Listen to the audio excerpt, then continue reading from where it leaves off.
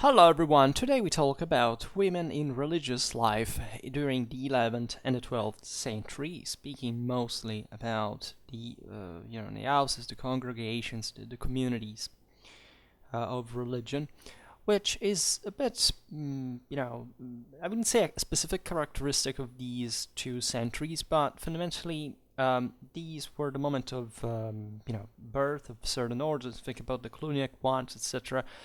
Coming from early medieval times, where also sexual conduct and discipline, as we've seen also from other videos in general within the church, was more and more lax, and therefore just before the tightening, the regulation, the increase in discipline put properly from the above, and together with properly the development of the organization of these communities, starting, from also in here from the 12th, it depends, right? The Gregorian reform took time to take off, to expand, to be properly systematized all over Western Christendom. So let's say up to the 13th century, at the apex of papal power in history, certain community rules, including the ones of sexual conduct, the coexistence of different sexes, were somewhat less properly present, less regulated, because simply these things had not quite existed before. Of course, we should make a bit of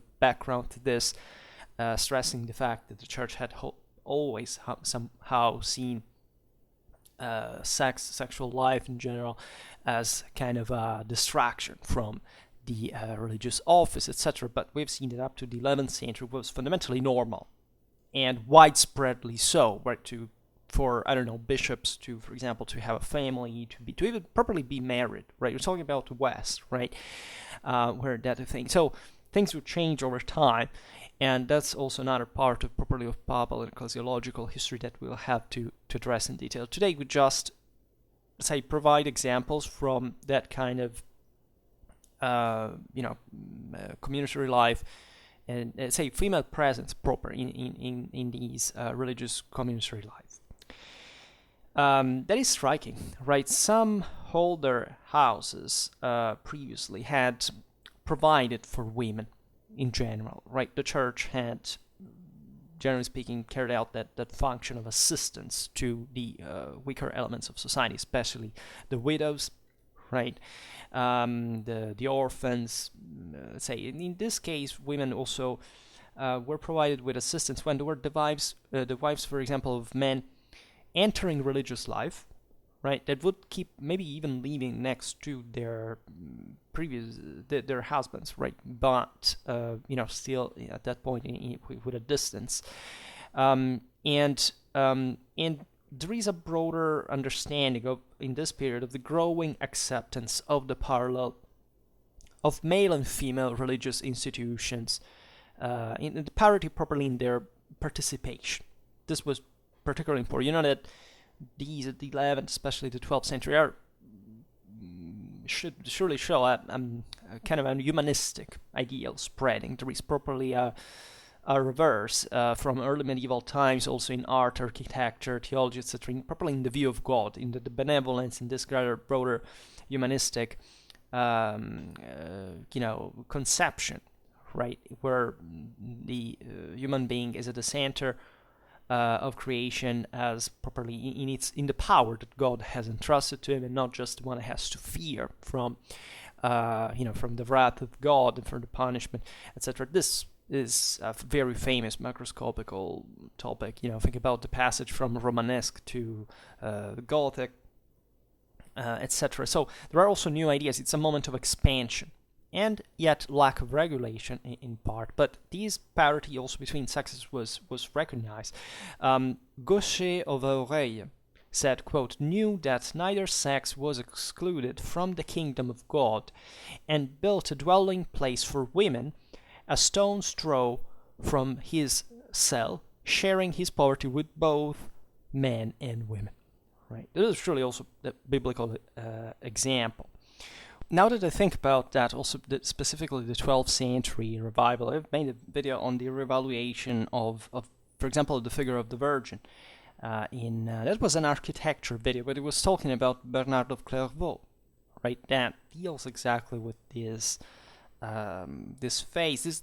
We are in pre-Aristotelian, pre-Thomistic time, so there is also a lot of emphasis on Platonism, on this transcendence from the world of flesh. So the idea properly that the souls could be universally bound, etc., was obviously also increasing the this properly the surpassing this humanistic perspective also of the barriers, independently from eventually also however still the strict morals that existed regulating society overall.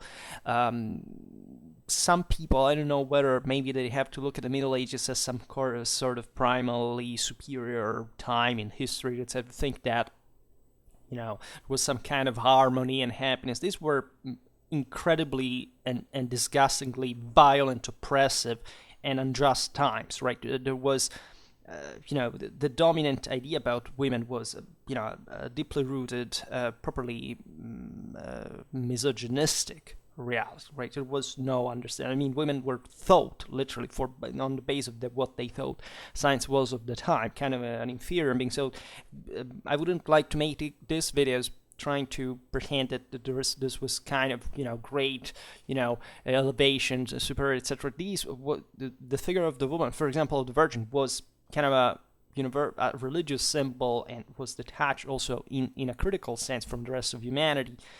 Think about the original sin, etc. And there are so many dark things that at some point we will also discuss, because also we know them pretty well at this point, historiographically.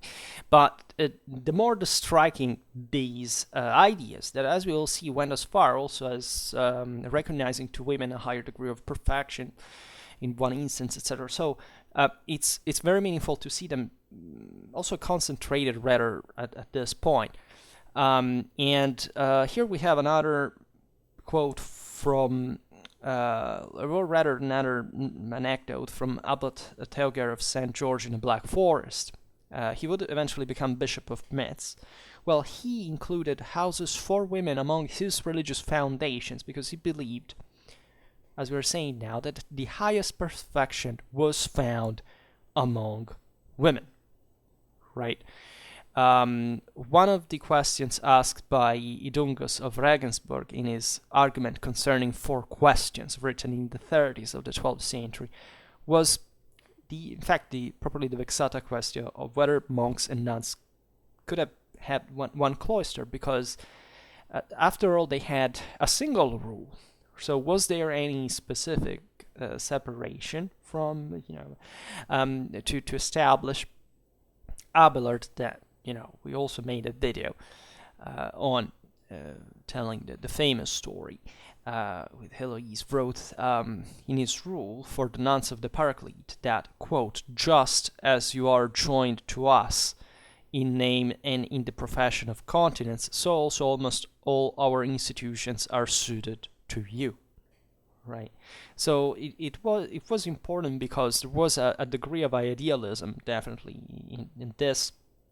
Now we can't digress properly on the philosophical matters of the history of thought, but as you know, when we talk about ecclesiastical history, we as we will see now, rationalize the developments on the basis of the actual problems that such that properly the ecclesiastical organization contemplated, and therefore certain disciplinary impositions were not a matter of whatever even in the individual opinion of those who enforced it was, but effectively the positive effect that this could have for that society and keeping it together and regulated and making it spread and improve. So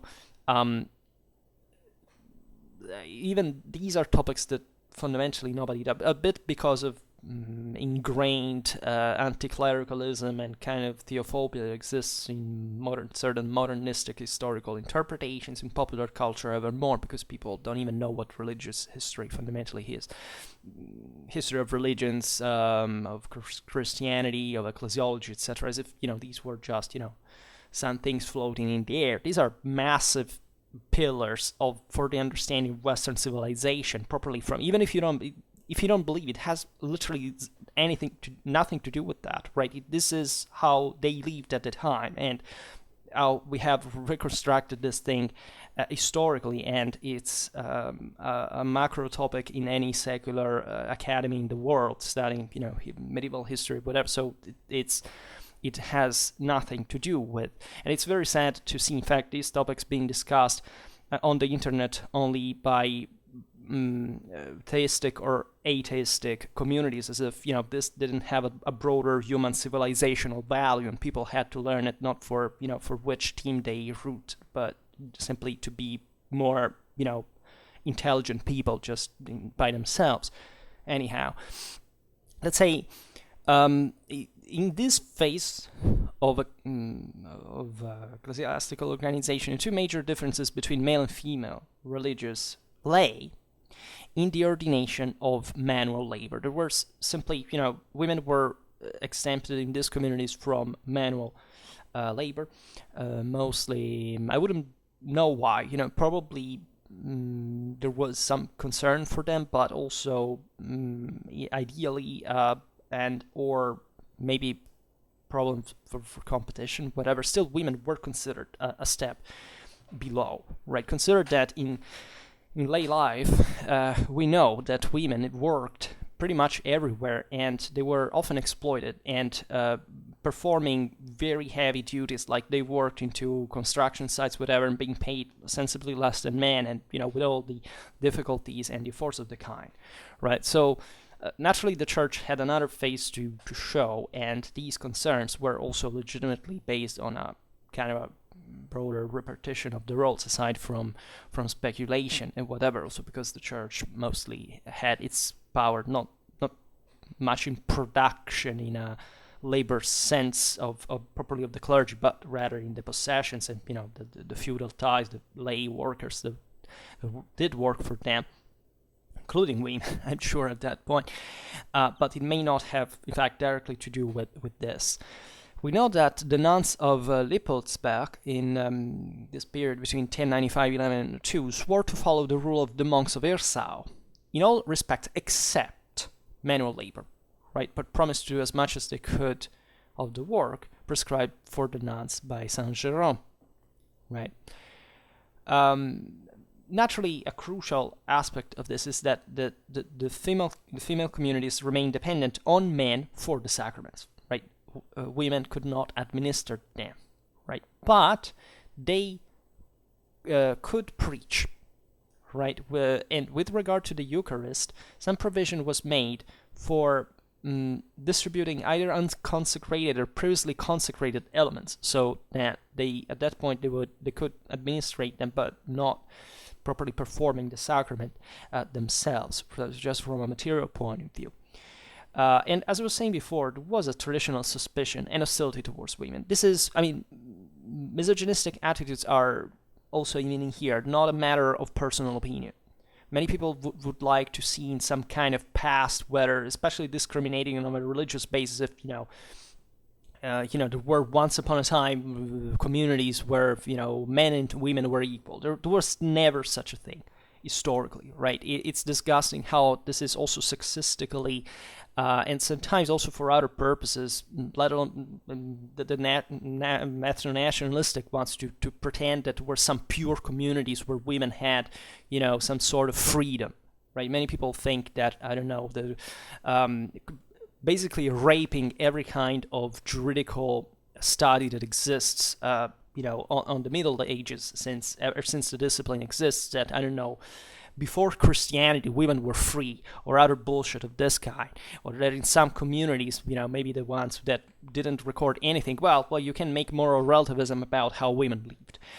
This was a world that you would have not even liked to imagine what concretely was about, right? And even here, the fact that there are not written rules has nothing to do with the fact that society is less strict about matters, and sexual roles were always harshly separated, and in these social instances, for reasons that at the time wouldn't appear so, let's say,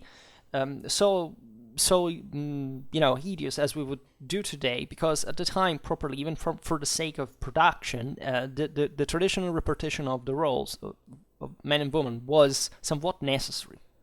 It wasn't a matter. In fact, these different ideas were being pioneered, as you see, in somewhat privileged environments. Mostly, this is true also for the aristocracy, etc. When you find instances even of there were women that performed absolutely what we stereotypically think of manly roles. It is true that there were warrior women, for example, not as nearly structurally or systematized or pertinent to a certain people as, in fact, once again, some ideologists would like to make us believe. There was none of that popularization that you see today, basically in everything they make you watch on those morally reprehensible TV shows, whatever. But it was in a sense a much more open-minded world than we think, but also an obviously much more unavoidably much more strictly regulated one. And we can't make easy parallelisms with today, and that's why I care to stress that it's actually a problem when such things occur. The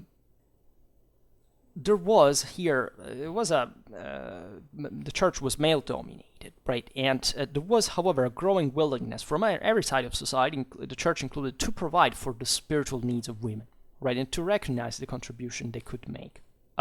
We find it even in borderline kind of Christianized societies, for example, or situations at least. Well, King Knut, here we're talking rather about his dominion on England, actually, as the place. Here is Ramsay. Well, in the early 11th century, he proposed to build a house for women there, right next to the house of men, and, quote, the reason the Chronicle says, in order that a chorus of women might worship God as zealously in this monastery as the community of men in the other one. Right, and this is fascinating because it goes back to the ancient belief that the more prayed, we've seen it recently, just even about the communities of prayers, talking about the Carolingian Empire the other day. It was literally believed the more you prayed, the more there was some kind of magical effect for God to reward you accordingly. Naturally, you can imagine what 11th century Northern Europe could have in terms of understanding of Christian theology, but people believed in that because fundamentally it was how the whole world had always believed, right? It's a contractual thing, and you wouldn't see anything wrong here in women joining the chorus here. But the same Chronicle says that Knut abandoned the project because harm as well as good could come, quote, from the closeness of the two sexes. This is also a very important aspect because obviously, men and women meeting want to mate. There is no way around that. And the church, in this sense, had a respectability. The whole society was, as you know, regulated. Women were fundamentally always juridically under a man of some sort. They had some autonomy in that regard, but they responded in this sense both to the hierarchy, both in the lay and in the ecclesiastical, in the clergy, let's say, in the ecclesiastical world. The church was functioning in the Middle Ages as essentially the example of absolute moral virtue. And it's obvious that any scandal of any kind and of sexual nature as well was seen as, look, if the church fails at that, the world is doomed, is hopeless. Like, it would create an important amount of strains because the ecclesiastical institutions were responsible toward lay authority. They had some privileges, they had to maintain that. So there was a balance to keep that could literally escalate in some kind of political and social upheaval on the appointment, on the fitness of the clergy. It wasn't there wasn't any conception like an anti-clerical criticism to occur. Even the most radically violent instances of church reformation never ever even dreamt to say things like there shouldn't be a pope or there shouldn't be a church. That was completely out of the question in these times. The matter was, though, we want fit people, right? So the scandals could damage properly institutions, lay and clerical alike. And here we see a king like Knut that had a consistent power stretching, as you know, across Denmark, Norway, Britain, etc. surely had its own reasons for proposing such initiatives, but also to be mindful about the possible consequences. There was the first Cluniac house for women established at Marcigny in about 1055, and this acquired soon a reputation for moral strictness, and it was followed by 14 more Cluniac houses until the mid-12th century, right? So the Cluniac reform embraced female participation with a peculiar moral, pride, let's say, about the discipline, the strictness, and so on. In the early 12th century, the Abbey of Admont, which was founded by the Countess of Friesac in the mid-11th century, added a house for women where the nuns lived in strict enclosure, right, and governed by a soror magistra, so a mistress, sister, fundamentally, and following in power, mirroring the same rule of the monks, right? Many new houses for women, and for both men and women. This is interesting. Often called, in fact, thus double houses were established at this time. There is the chronicler of Petershausen, dating probably to the 60s of the 12th century, praising, quote, the devoted women who lived with, according to the same source, with holy men in the houses of men and women where, quote, both sexes, though separated from each other, are saved in one place. Right, so it was an internal division, but they fundamentally lived in contact. Saint Norbert, the founder of Prémontré and its famous order, and later also Archbishop of Magdeburg as well, is said to have traditionally at least attracted 10,000 women to religious life. These numbers, even assuming they were true, surely, however, reflect a quite consistent amount of, consider that the same reason, that there was probably an advantage in those violent times to, let's say, to withdraw from the world. As we were just saying the other time, normally somebody living in a monastery had somewhat higher life expectancy altogether, both for lifestyle and say, food, whatever, compared to the rest of the world. The fact that women wouldn't make children. And this is another thing. As you know, birth mortality, post-birth infections were something extremely common.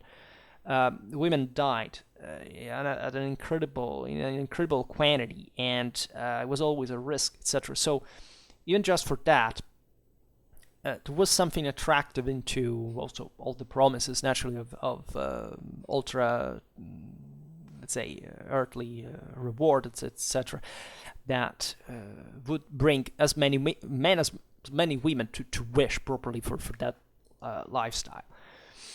And as we've seen, however, also for that matter, as it always happened, there were many pregnant nuns, let's say, or because again, as we were saying before, there wasn't too much regulation yet, even for properly in the sexual conduct of men, especially many regions of Europe that historically had always kind of even we're fine with the fact of having clergy marrying, having families, whatever.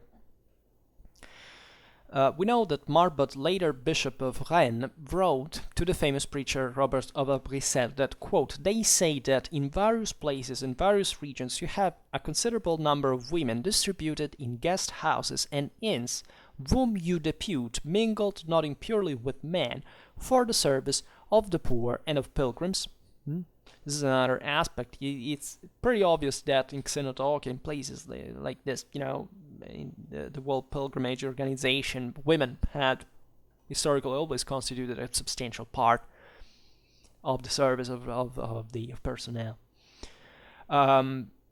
Robert's foundation, Fontevraud, included some men, but interestingly enough, it was primarily a house of women. It was ruled by an abbess. So you have essentially a female institution with an abbess, prevalently female population, but this did include some men as well.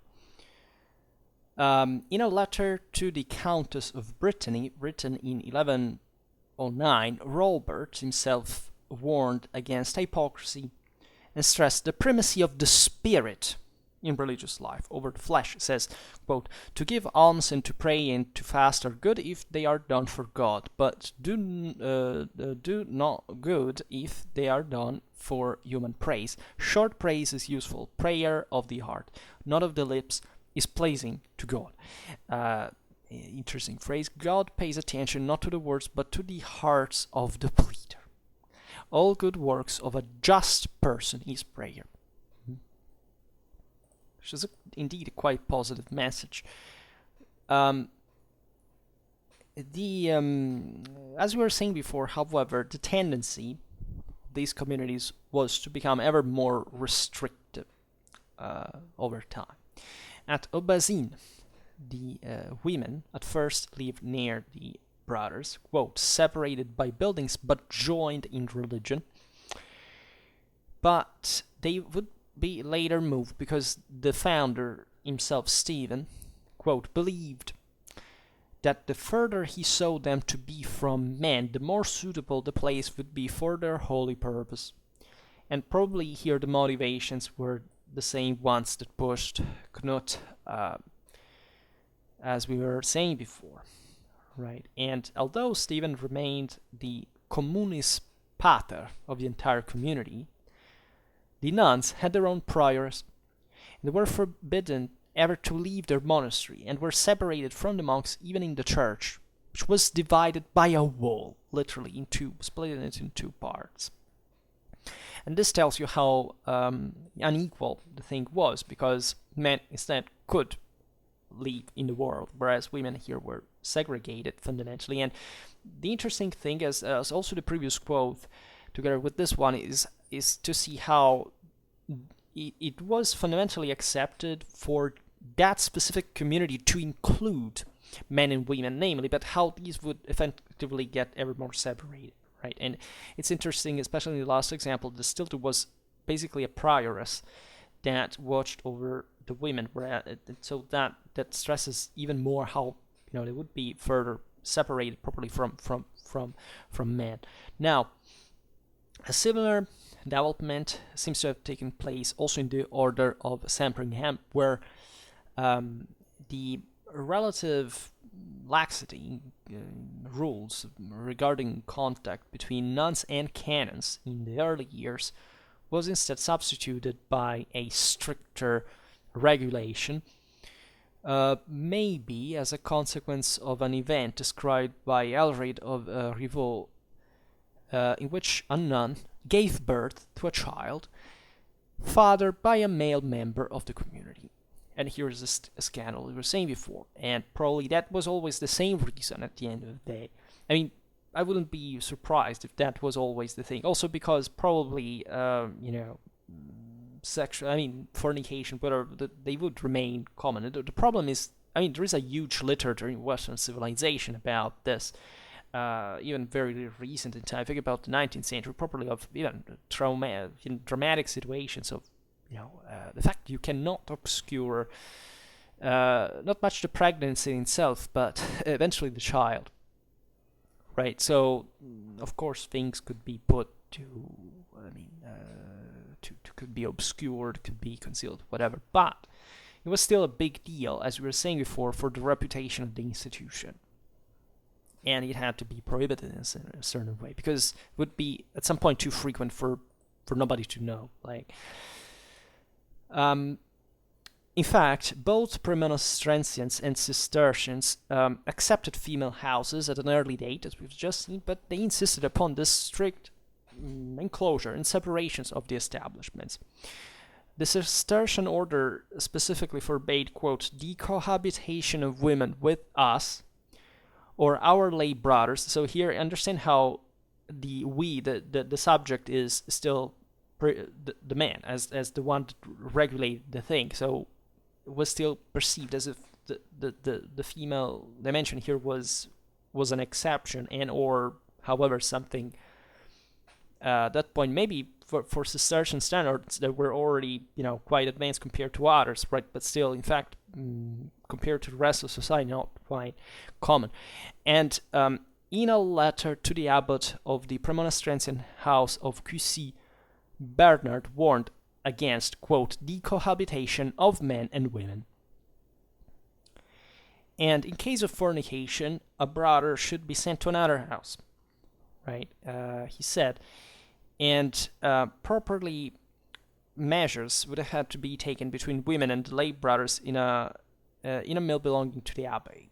In that instance, sad stories, as you know, even just before we were quoting the pretty, if you think about it, really dramatic one of Abelard and Eloise. But you can imagine, the thousands of people that were in their same situation, and the sufferance, and the problem, the injustice of the thing. But as we were saying before, society was regulated by stronger dynamics. Now, so the old misogynistic attitudes were never over. They were actually revived in occasion of such scandals, because it's Eve that tempted Adam, and that's the mold there in Scripture. So it was, even in the case of course, such sin would be done in both, but it was more the woman's fault, right? And the one, the scapegoat against which most of the social criticism, including the female one at the time, I presume, would be addressed.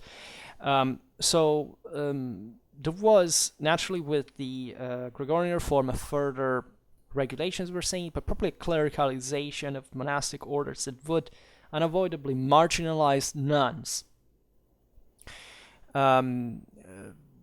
much more than had been the early medieval standards. Normally it's like this. Yes, individually, there were less regulations before.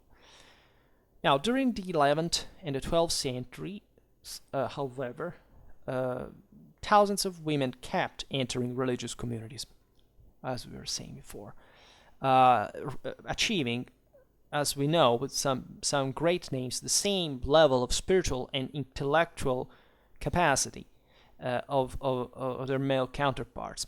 Heloise, Hildegard of Bingen, Elizabeth of Schönau. Well, these were not just great figures, but they were also very respected at the time in the religious world, properly, and contributed enormously to the development of Western Christianity and theology, etc. So we have, in less regulated environments, we know naturally, of course, that male and female kept living together. For example, ascetics tended to do this, also because of their tendentially more heterodox nature, like properly of these movements. Those instances were maybe modeled also against these kind of sexual regulation in the within Roman Catholicism. And we know of certain ascetics, men and women probably sharing in the same bed, as you understand, in what was known in the Latin at the time of the co-hospitio, so basically, literally living together. Now, these things were normal, as we've seen before these times, as sexual attraction is normal. But naturally, this was seemingly, at least, I don't know where this datum is gathered, but in the early Celtic Church, this was somewhat tolerated, at least for a while, later forbidden by the ecclesiastical authorities. But let's say, as we were saying before, certain countries had properly interiorized less, and with their politics and institutions, this idea of celibacy, etc., that were also sometimes because of the more relative modesty of the ecclesiastical organization and other dynamics that here we can't trace specifically. So with less regulation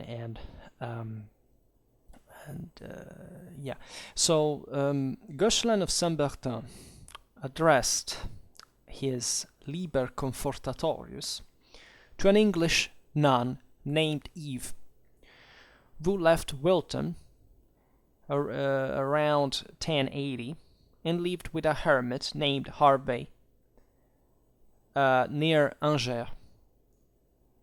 Also, Christina of Marchiate, after fleeing from her home, taking refuge with the hermit Roger. So these are love escapes, fundamentally. And after the death of Guibert of Nogen's father in the mid-1060s, his mother, interestingly enough, retired to a manor that belonged to the Bishop of Beauvais, and then to the monastery of Saint-Germain at Flers. Now, she was a character. She lived fundamentally in a little house, quote, next to the church, confessed almost every day, and she would learn the 7 penitential psalms, quote, not by seeing, but by hearing, and ruminated on them day and night, right? And in this sense, she was probably not considered part of the community officially at Flers, right? Because she lived apart, and presumably properly on her own, meaning with her own resources. Also, the thing was never professed, but she behaved and probably dressed like a nun, right? So there were other, say, some ways of living that eventually would be partly compensated. In fact, in the 13th century, where such widespread religious tensions, properly to relate, it would give rise to some kind of we made videos about the Beguines, the humiliated, the bigot, these this kind of hybrid, right? Without taking properly the vows, but let's say still participating in a sense to a religious community life. That, in this regard, would allow also to not to be bound to chastity, like necessarily, or to to participate, to gravitate around these ecclesiastical institutions that, as we were saying before, were a great attraction for many reasons, for their wealth, for their holiness as it was perceived, the clientele that gravitated around them, and so on. So there is a development within the Saint Catholic Church that would integrate further, but regulating at different levels properly of the hierarchy, the various behaviors, and fundamentally forbidding sexual life within the clergy. All right, so we will come back talking about these topics, both in an ecclesiological sense, in a social sense, but also properly the history of women.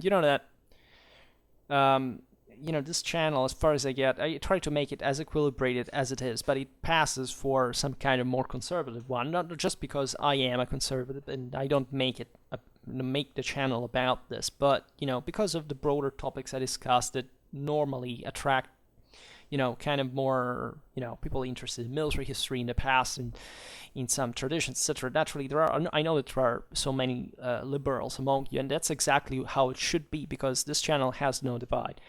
But I must say, I studied at university at some point gender history, and this passes as, the outmost leftist kind of ideologized thing. And I must tell you that it's not really so. I mean, there are very interesting things about, studying just the history of women in part. I think I made only one video so far about that. Now, it was one of the old kind of bad ones, let's say, in the way I spoke, in the audio, whatever. So this is a second one. I hope to make many others, because actually it's a very interesting sociological topic, right? The fact that it's gender-based, actually, who cares, right? It's it shouldn't be an ideology. I don't find anything wrong in it from a political point of view. I just think that, of course, that's the problem, that there are rather ways of interpreting this that are taking a very ideological bent. So I was lucky enough to see, my professors in those classes were surely leftists, but this doesn't mean you have to be yourself. You can separate the wheat from the chaff, and I personally have, as you understand, my ideas, even in just the way I criticize this content. And I think it's a correct one, right? I have a non-flatter view of the past, right? So even just as a conservative, I haven't posed myself into, the tradition of what I believe there is properly a civilizational value, that what people think conservatism is actually like a form of leftism, right? I'm one of those people, and probably I will lose, I don't know, 5% of my subscribers who believe truly that fascism and Nazism are fundamentally left idea. There's some socialistic base. There is no way around that, right? In the substance of what they are, right? It's just but for this reason, I believe that it's important actually even to focus on this more identity issues, but doing it in an objective way. And instead, young people today are just bombarded with identity interpretations that are just ideological. They're dogmatic. They are fundamentally uncritical. They don't teach them to use their minds. Just like having a football team, being a football team fan and not understanding anything. Instead, even the issues that are discussed are actually very important. And of course, there are also, they should be placed in the correct order of importance sometimes, because we're not moral relativists. But let's say that there is a way to talk about this without being political in the propagandistic sense. And I personally, that's why I was saying that I like very much talking about this, because it's actually a very interesting story. And I think that a tribute to women, all the one we love, is always, it's not never going to be enough, right? And if anything, you will never be able to compensate your mother for having put you to the world. And that's only one or a meaningful idea that makes you understand how much we are obliged. In any case, for today, we stop it here. I just hope that you enjoyed this video. If you did, please share it. Otherwise, leave a like or subscribe to my channel if you're interested in my upcoming content. And I thank you heartily for listening to me. I wish you a nice time and see you next time. Bye.